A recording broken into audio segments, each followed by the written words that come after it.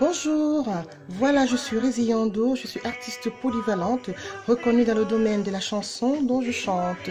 Voilà, donc en 2018, j'ai pris une résolution, c'est-à-dire faire des vidéos pour mes fans et pour faire découvrir mon art à travers le monde entier et surtout pour que si vous passez par là, que vous aimez mon art et que vous le partagez et surtout que vous apprenez à connaître ce que fait Réziyando. Et bien voilà, je suis en train d'animer une page que j'ai créée justement pour permettre à mes fans et à vous-même de discuter avec moi, d'échanger, de découvrir un peu plus Réziyando dans son univers, dans ses loisirs, dans ses passions. Donc une passion que j'affectionne le plus, c'est l'art de la table, le raffinement et le bien-être. Voilà, donc pour tous ceux qui diront tiens, elle est trop foncée pour parler de l'art de la table, du raffinement ou du bien-être à la française. Ou alors, pour tous ceux qui trouveront que dans mes attitudes, dans ma façon de faire, je suis plus européenne qu'africaine et que je n'ai pas ma place auprès des africaines, je vais vous répondre que le raffinement, le bien-être est universel. Donc, ceci dit, il n'y a pas de raison que Réziyando ne puisse pas débattre ou animer une page parlant du raffinement, du bien-être, de la bienséance et autres. Voilà, donc ceci dit, tous ensemble, nous allons partager les astuces, nous allons partager nos petits secrets. Mais par contre, après cette mise au point, je pense que je n'aimerais pas avoir des commentaires me disant que je suis trop française, je me maquille trop, ou alors je suis trop extravagante. Je vous dirais que dans ma culture africaine extravagante, c'est notre histoire. Donc je me rappelle bien que nos mamans, les recettes de grand-mère, c'est les écorces d'arbres, c'est des pigments naturels pour se maquiller. Il suffit de regarder tous nos masques, tous nos statuettes. Il faut voir comment, ou nos statues, il faut voir la décoration, les scarifications, les différentes coiffures, être coquette, ça a toujours été africain. C'est vrai que transformer une fois en Occident, on se perd un peu, on se dit, ben tiens, peut-être que ça ne ressemble pas, c'est pas la nôtre. Non, c'est notre culture.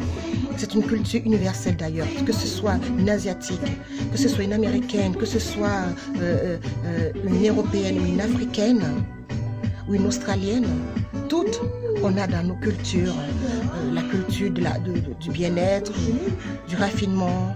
Voilà, donc ceci dit, si je me rappelle bien, quand on était toute petite, il y avait des mets spécialisés qu'il fallait faire dans certaines marmites. Pourquoi? Parce que c'est pas adapté. Il y a des assiettes dans lesquelles il faut servir telle sauce ou pas. Si on fait le taro, si on fait le ndolé, si on fait ci. Et je sais que chez nous, au Cameroun, on a des régions, des tribus. On sait que quand on est du littoral, c'est le raffinement. Ce sont des filles qui sont toujours coquettes. Ce sont des filles qui sont toujours bien apprêtées. Donc ceci dit, c'est notre histoire. Ce n'est pas l'histoire des Européens, c'est l'histoire des Africaines en fait. On ne va pas laisser toujours à César ce qui appartient à César. On devrait nous aussi réclamer notre part de vérité dans l'histoire. Et ça se passe par quoi? Ça passe par le fait que moi, par exemple, je fais beaucoup de soins. Tout simplement pourquoi? Parce que j'ai pris l'habitude depuis le bas âge à faire des soins au pays.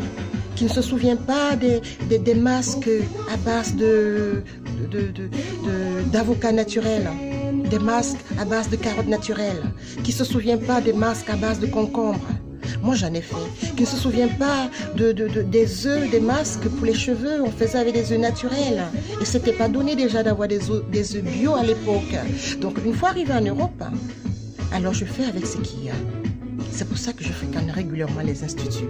Quand je vais faire les balnéothérapies ou alors quand je vais faire du thalasso, c'est pas pour me faire voir. C'est parce que dès mon enfance, j'ai été élevée avec ça. On nous demandait de mettre le kaolin sur le visage pour faire du masque. On le faisait au pays. Donc pourquoi associer tout le temps tout ce qui est moderne à l'européen, à l'Europe, sans oublier que la base a été la nôtre. Nous, on n'a pas la chance d'avoir tout ça ici. Les masques à l'agile, qui ne l'a pas fait. Une jeune fille qui se respectait au pays, au Cameroun à l'époque, a fait des masques à base d'agile. L'art de la table, qui ne l'a pas fait.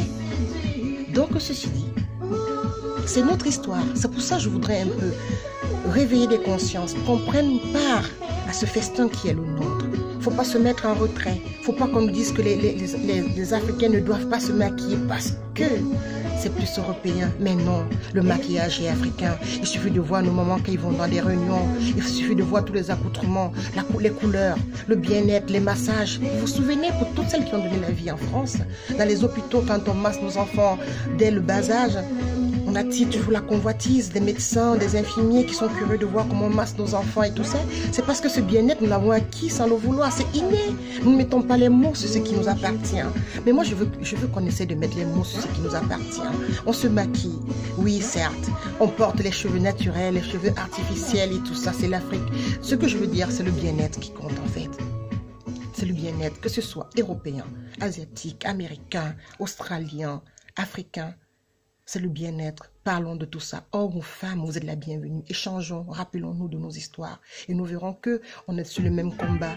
Que si on nous demande par exemple de maîtriser un peu l'art européen parce qu'on vit en Europe, c'est pas essayer de dénigrer l'art africain. Si on nous demande d'essayer un peu de mettre en avant la bienséance quand on est invité chez les autres, ce qu'il faut faire, ce qu'il ne faut pas faire, ce n'est pas une façon de poser totalement la culture européenne et oublier la culture africaine.